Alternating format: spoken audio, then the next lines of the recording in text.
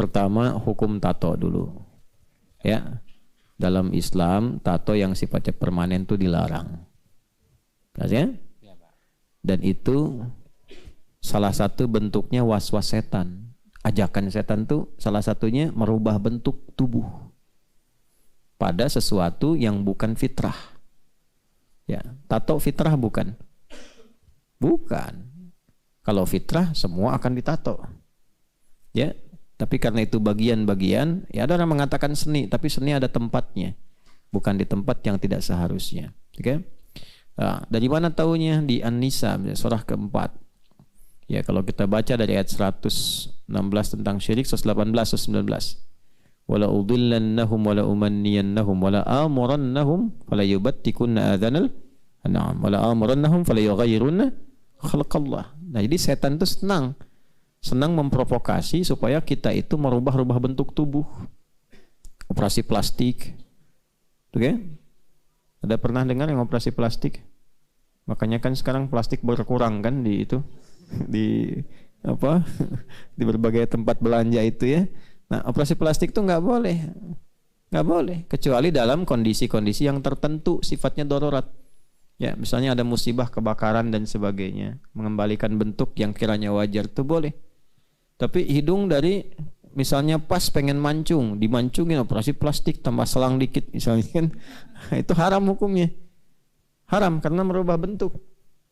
Ya. Kenapa? Merubah bentuk, merubah fitrah. Sebab Allah mencipta kita ini sudah sesuai dengan maslahatnya. Kalau bentuknya nggak begitu, bisa celaka. Karena merubah maslahat. Ada sesuatu yang salah di dalamnya. Ya, itu sudah bentuk itu sudah sesuai dengan fungsi hidup. Nah, yang kedua, ada seperti hiasan-hiasan tadi yang tidak sewajarnya. Ya, misalnya kayak tato gitu ya, tadi dipasangkan di tempat-tempat yang tidak seharusnya, kemudian sifatnya permanen. Yang kedua, biasanya niat orang bertato itu pun, niatnya itu ada bab yang bertentangan dengan tauhid. Apa itu? Bab keyakinan. Orang ditato motivasinya apa coba? Nah, enggak, jarang gaya itu. Yang pertama, ingin lebih terlihat kuat, ingin lebih pede melakukan sesuatu, gitu kan? Ya, umumnya gitu kan? Gitu. Nah, ketika seseorang menyandarkan keyakinannya dengan gambar itu dia lebih kuat, nah itu menyalahi sifat tauhid. Jelas ya? Ketiga, pengkultusan misalnya. Ya, saya mau tato Ronaldo di kanan, Messi di kiri supaya main bolanya lebih bagus lagi gitu kan? Nah, atau saya pasang tatonya Ustadz Adi sekalian gambarnya di belakang supaya ada inspirasi. Nah, itu pengkultusan. Itu juga dilarang. Ya, bisa masuk kepada bab yang lebih gawat lagi.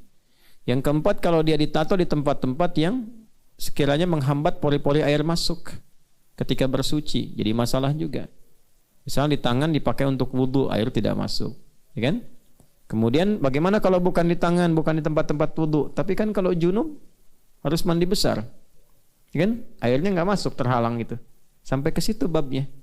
Maka untuk hal-hal demikian hendaknya dihindari. Kalau ada yang pernah ditato, dibersihkan. Ya, semampu yang bisa dilakukan. Ya, semampu. Kalau sudah berikhtiar untuk membersihkan, walaupun misalnya tidak total sepenuhnya, maka ada sifat pemaaf, Allah memaafkan itu, kemudian disebutlah itu dalam kondisi yang sifatnya termaafkan, ma'fu anhu sisanya. Dan tidak harus dilukai. Ya. Wah, kalau gitu sobek aja sama kulitnya, jangan. Itu justru berdosa. Ya. Jadi berusaha untuk dibersihkan terlebih dahulu, sebaik yang bisa kita lakukan atau sebaik yang bisa dikerjakan. Setelah itu tawakal pada Allah Subhanahu wa taala dan tingkatkan kesolehan. Justru tanda pertama kita ingin dibuat baik oleh Allah itu menyadari ada yang salah, ingin memperbaiki. Itu aja udah hidayah yang sangat besar. Jelas saya kira ya?